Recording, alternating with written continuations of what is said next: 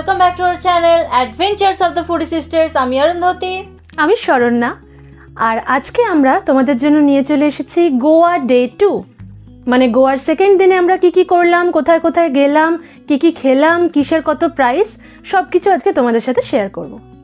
তোমরা যদি আমাদের গোয়া ডে 1 এর ভিডিও না দেখে থাকো, উপরের আই বাটনে লিংক দেওয়া আছে, তোমরা অবশ্যই ওটা আগে দেখে নিও। তাহলে আর দেরি না করে লেটস গেট স্টার্টেড। তো আমরা এখন বেরিয়ে পড়েছি আগুয়াডা ফোর্টের উদ্দেশ্যে।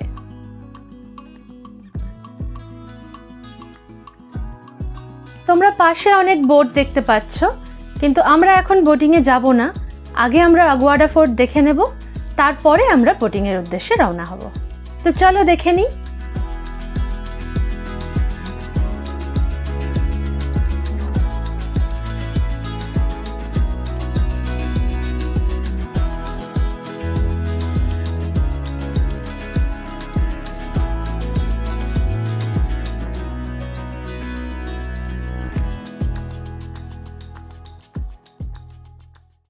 তো আমরা চলে এসেছি আগুয়াডা ফোর্টে।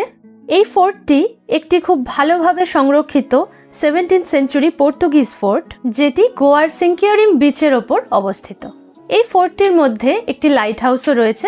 এটি একটি ASI protected monument of national importance in Goa. তো বুঝতেই পারছো যে এটা কতটা প্রাচীন এবং কতটা ডিপ এর হিস্টোরিক্যাল ইম্পর্টেন্স। তো যারা হিস্ট্রি ভালোবাসো তাদের জন্য এটা দারুণ প্লেস, তোমরা একদম কিন্তু মিস করো না।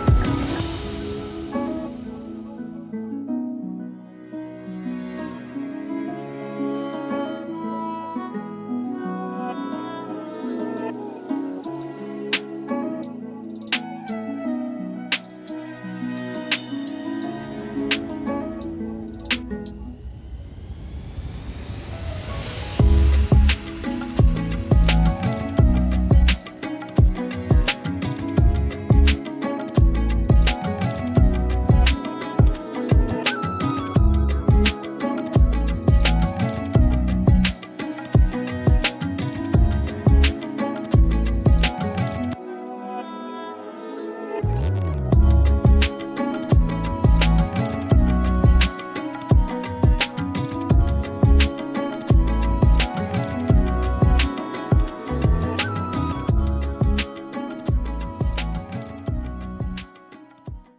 আমরা চলে এসেছি বোট রাইডে।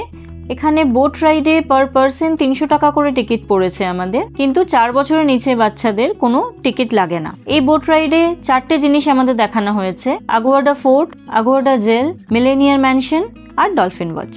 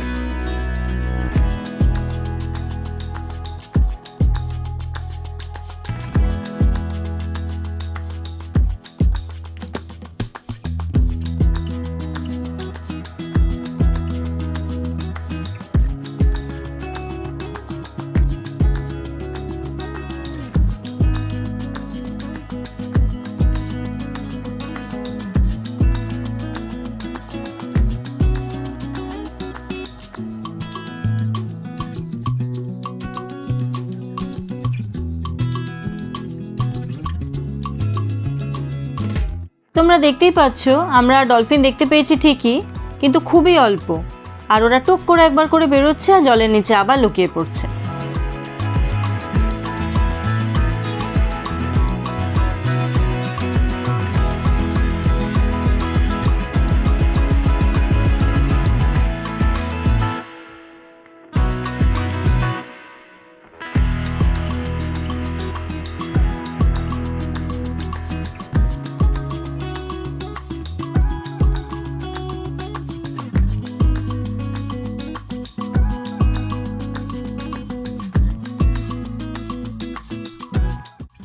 আমরা এখন সেঙ্কোরিয়াম বিচে এসেছি। এটা জায়গাটার নাম কি লোয়ার ফোর্ট আগোয়াডা। তো এই ভিউটা পুরোটাই আপনাদের সঙ্গে শেয়ার করতে চাই। দেখা যাক কতটা শেয়ার করতে পারি, দেখতে থাকুন আপনারা। আমরা এবার চলে এসেছি সিঙ্কিওরিম বিচে। এটি আমার মতে one of the most beautiful bitches in north Goa.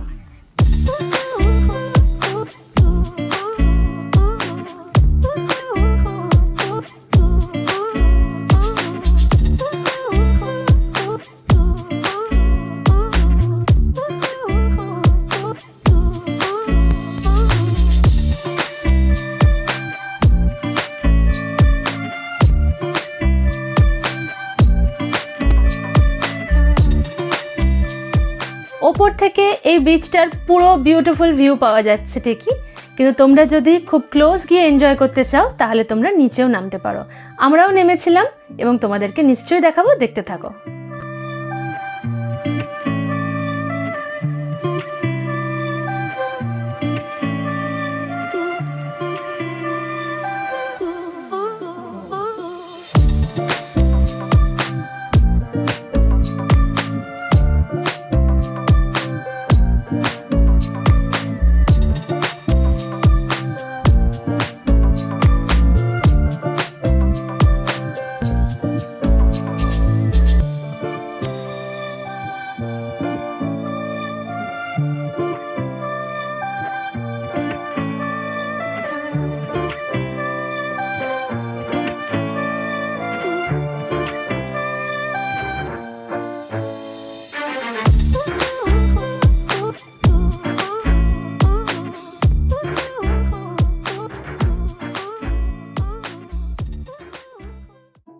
তো আমরা এখন চলে এসেছি শান্তদুর্গা টেম্পেলে।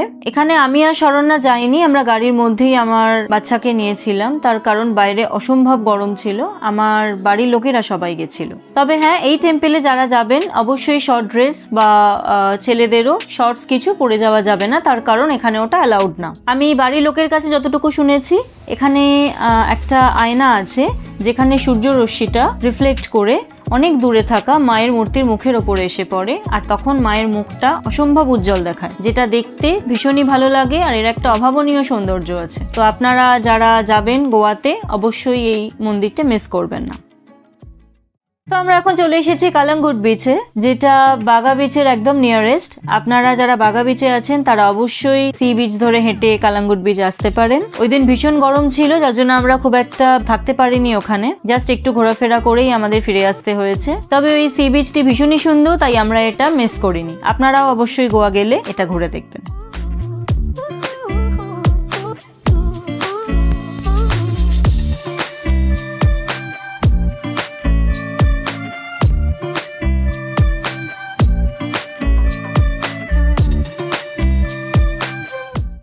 এবারে আমরা চলে এসেছি স্নো পার্কে। এটা বাচ্চাদের এবং বড়দের সবার জন্যই একটা খুব ফান প্লেস। তো চলো আর দেরি না করে টিকিটটা কেটে আমরা চটপট ঢুকে পড়ি।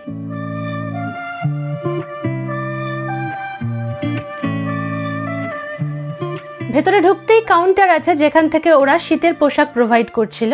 আমাদের প্রথমে মনে হয়েছিল যে এই পোশাকের কোনো প্রয়োজন হবে না, এমন কিছু ঠান্ডা নেই, কারণ আমরা প্রচন্ড রোদ থেকে ভেতরে এসেছিলাম এবং ঠান্ডাটা বেশ ভালোই লাগছিল। কিন্তু স্নো রুমের ভেতরে ঢোকার পরে বুঝতে পারলাম যে অ্যাকচুয়ালি কতটা ঠান্ডা ভেতরে। স্নো রুমের ভেতরে ঢোকার সময় একটা ছোট স্লাইড আছে, তো শীতে কাঁপতে কাঁপতেই আমরা চটপট সেই স্লাইড দিয়ে নিচে নেমে পড়লাম।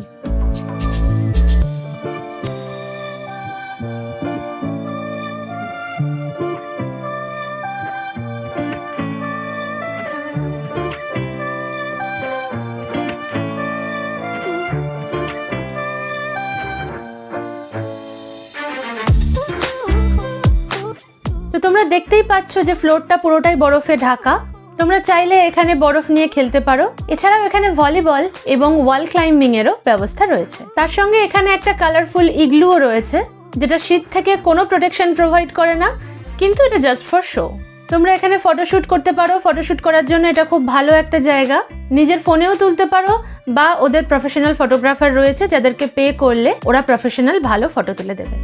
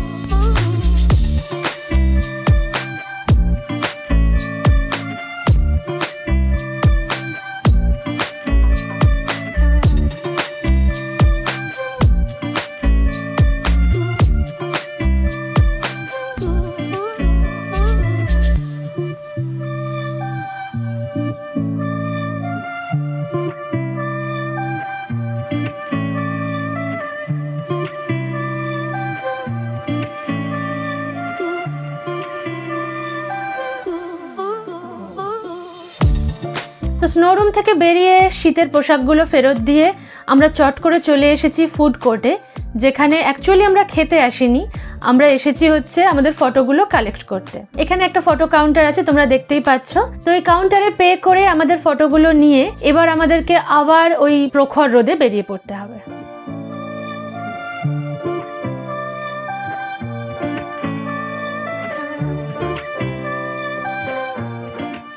স্নো পার্ক থেকে বেরিয়েই আমাদের প্রচন্ড খিদে পেয়ে গেছিল। তো চটপট আমরা একটা র্যান্ডম রেস্টুরেন্টে ঢুকে পড়েছি, যেটা একদম স্নো পার্কের অপোজিটেই ছিল।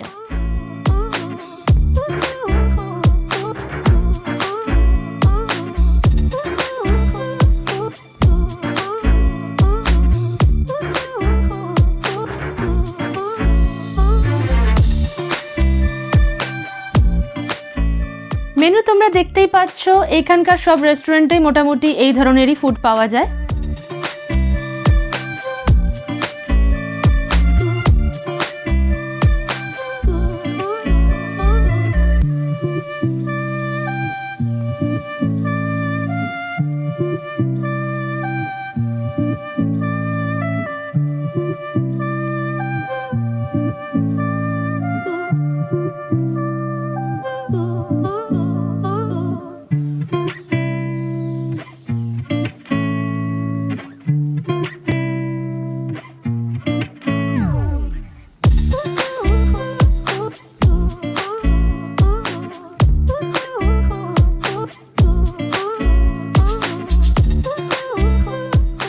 তো চটপট লাঞ্চ সেরে নিয়ে এবার আমরা রওনা হব ভাগাটোর বিচের উদ্দেশ্যে।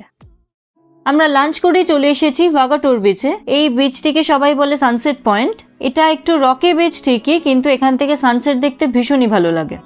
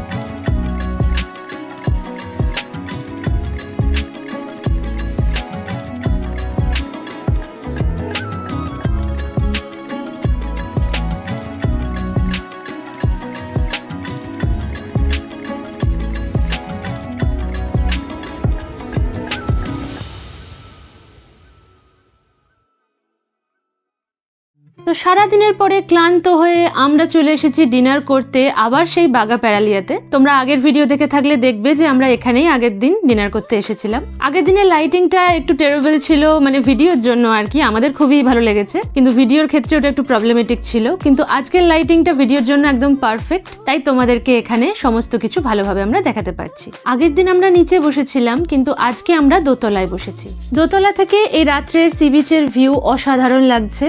নিচে তোমরা দেখতেই পাচ্ছ যে লোকজন ক্যান্ডেল লাইট ডিনার করছে, আর ওপর থেকে তাদেরকে দেখতে সত্যি বিউটিফুল লাগছে। খুবই রোম্যান্টিক প্লেস এটা। তো তোমরা যদি এখানে আসো তাহলে অবশ্যই দুটো ফ্লোরই ট্রাই করো।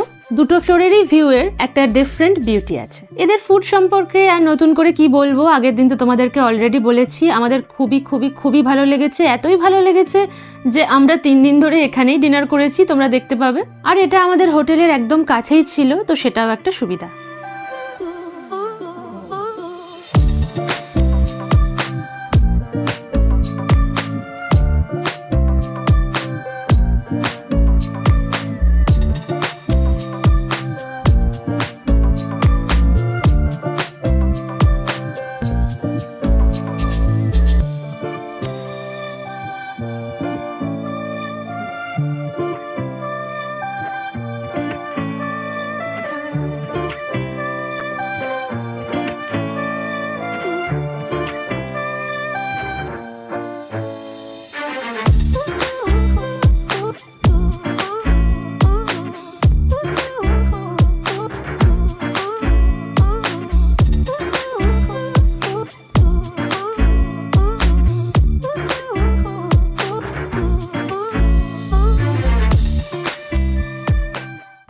তো আজকে তোমরা দেখলে আমরা গোয়া ডে 2 তে কি করলাম।